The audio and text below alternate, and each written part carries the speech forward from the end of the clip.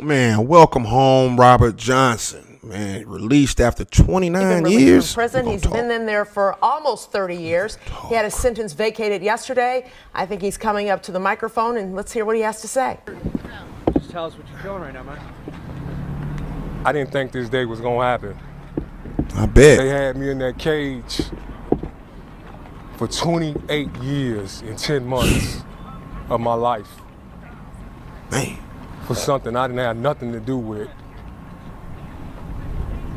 I'm just thankful that we got in front of a judge that was honorable and that was fair and finally put an end to this nightmare, this hell on earth that I've been dealing with since I was 16 years old. There are a lot of people in prison for things that they didn't do.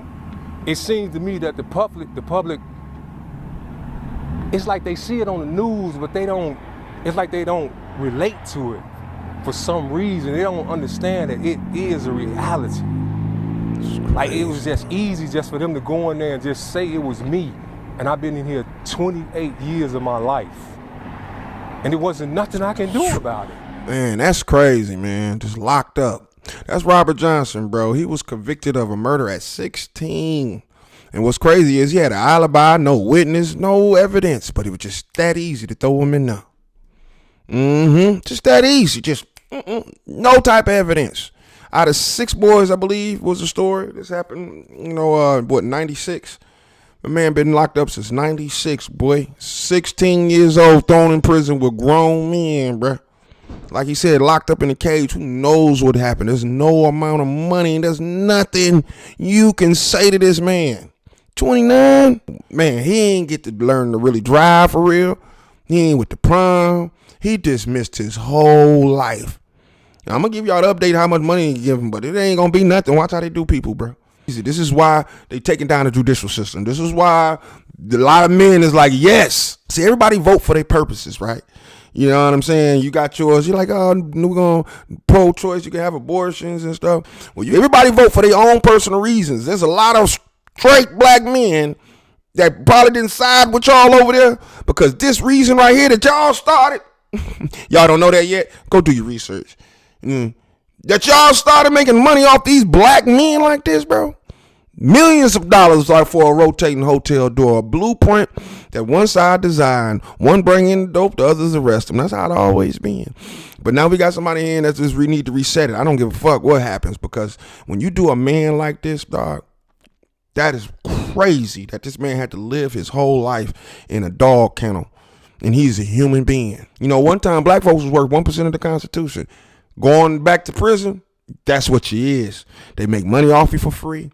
To tell you what to do, when to get up, when to sleep, shit. You know what I'm saying? That's slavery, bro. And that's what that man got thrown into. Just because he say, she say, and it could have been the color of his skin. People survive off stereotypes, my dude. You expect some white folks to get their head knocked off? No, they survive off stereotypes, nigga. They see a black motherfucker, they might get scared, whether it's true or not. When you at the ATM at night and a black motherfucker come behind you, you better get on your guards too. It's just life. And whether you like it or not, it's called real. And it ain't gonna change. Only people who live in delusional reality think that'll ever change. No, it's not. It's not gonna change.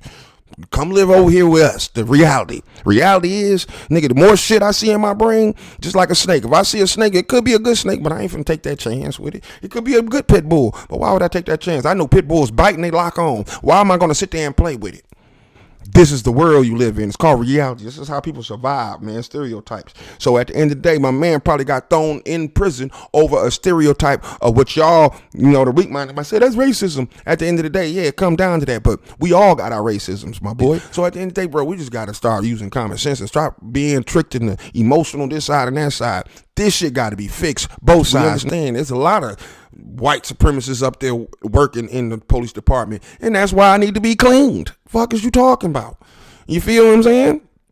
Period. But it also need to be strong. That shit was getting weak. That's why you seen crime going out here. We in a weird place. It's a fucked up job. Do you want to be a police officer and just walk up on a motherfucker you think supposed to be nice? That ain't reality. Nigga might get your head blown the fuck off. That's why you're not a police officer. So at the end of the day, bro, this is a fucked up situation.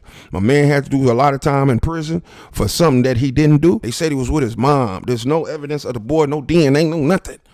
You just he say, she say, and you believed it. That's the problem of racism with me. You just believe some shit because he say, she say, she say. What about my he say, she say? Shit. But y'all comment below and tell me what you think. This Hood News Radio. Cheerio.